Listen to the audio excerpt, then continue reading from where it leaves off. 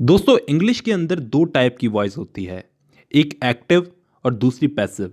Active का मतलब हम लोग जानते हैं सतर्क रहना। कहने का मतलब सेंटेंस के अंदर सब्जेक्ट जब एक्टिव रहता है कोई काम करते हुए, मतलब सब्जेक्ट अगर खुद काम करता है तो वो होती है एक्टिव वॉइस। जैसे Mukesh writes a letter, Mukesh letter लिखता है तो मुकेश यहाँ पर एक्टिव है, मुकेश खुद लेटर लिख रहा है।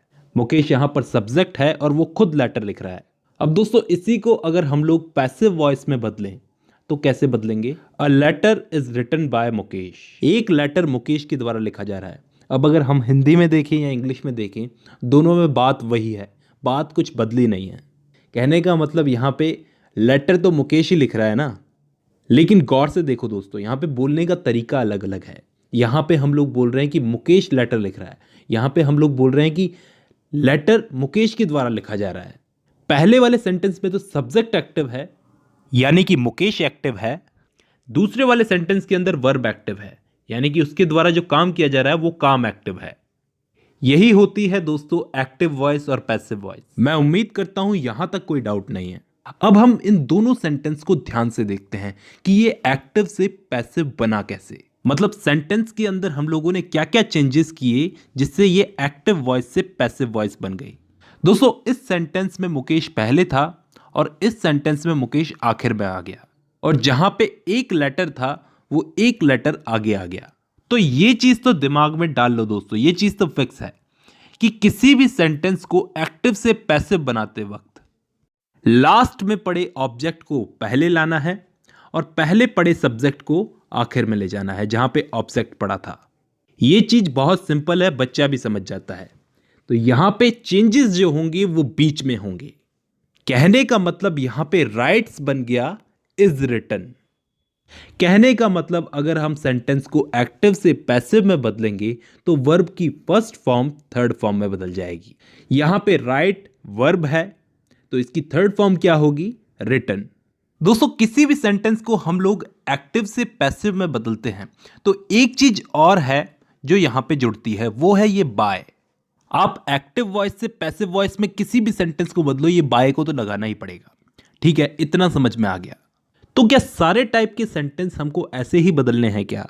मतलब सेंटेंस हमें पास्ट में दे दिया जाए, फ्यूचर में दे दिया जाए, सेंटेंस कंटिन्यू हो, तो ऐसे सेंटेंसेस को हम लोग कैसे बदलेंगे वो भी मैं आपको सिखा देता हूं। अब हम लोग कुछ सेंटेंसेस को बदल करके देखते हैं, हमको सब समझ में आ जाएगा। जैसे सबसे पहला सेंटेंस है ही राइट्स अ लेटर, तो इसको पैसिव में बदलेंगे तो a letter is written by him. यहां पे सारे नियम अप्लाई हो गए। अ लेटर पहले आ गया, इज रिटन थर्ड फॉर्म भी आ गई, बाय भी आ गया, लेकिन यहां पे ही हिम बन चुका है। वो सब आपको पता होगा क्योंकि यहां पे सब्जेक्टिव केस था और यहां पे ऑब्जेक्टिव केस है। दूसरा सेंटेंस है he does not write a letter. अब यहां पे सेंटेंस नेगेटिव में पूछा गया है, वही नियम अप्लाई करेंगे। अ लेटर पहले आएगा, is not written by him.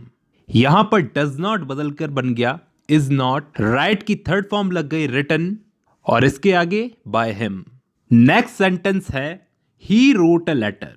अब यहां पे हमें सेंटेंस में क्या चेंज दिख रहा है कि यहां पे सेंटेंस पास्ट में पूछा गया है कि उसने लेटर लिखा।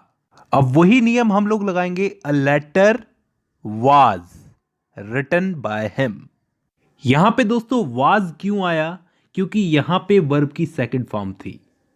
वर्ब की सेकंड फॉर्म है तो हमको समझ जाना चाहिए कि सेंटेंस पास्ट में है, तो ऑब्वियसली यहां पर वाज जुड़ेगा ही। A letter was written by him. अब सामने वाला एक और एक्टिव वॉइस रखता है आपके सामने जिसमें वो पूछता है he did not write a letter. मतलब यहां पे उसने नेगेटिव में पूछा है तो अब नेगेटिव में ही इसको जवाब देना पड़ेगा। करना कुछ नहीं है, हमको नॉट लगा देना है।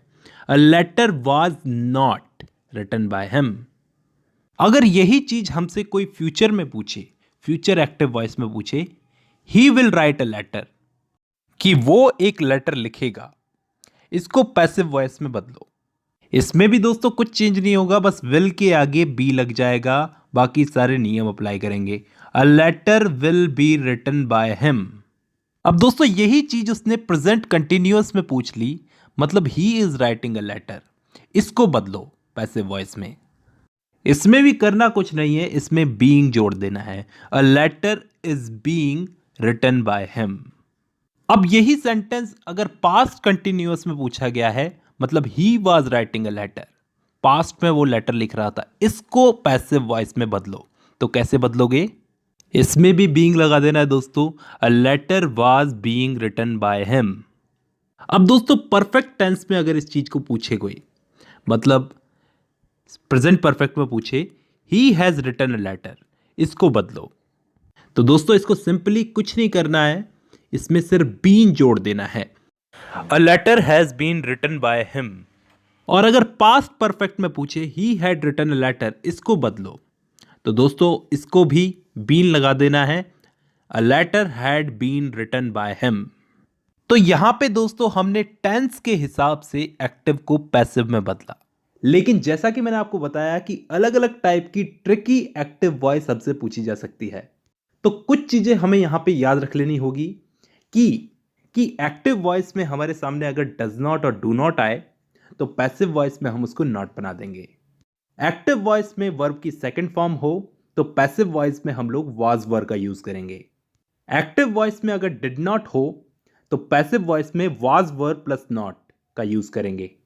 एक्टिव वॉइस में अगर विल, शैल या फिर कोई मॉडल हो तो पैसिव वॉइस में हम लोग विल, शैल मॉडल के आगे बी लगाएंगे। एक्टिव वॉइस अगर कंटिन्यूअस में हो तो उसमें हम बीइंग लगाएंगे। और लास्ट में अगर एक्टिव वॉइस में हैज, हैव, हैड ऐसा कुछ भी आए तो पैसिव वॉइस में हैज बीन, हैव बीन और हैड बीन का यूज होगा।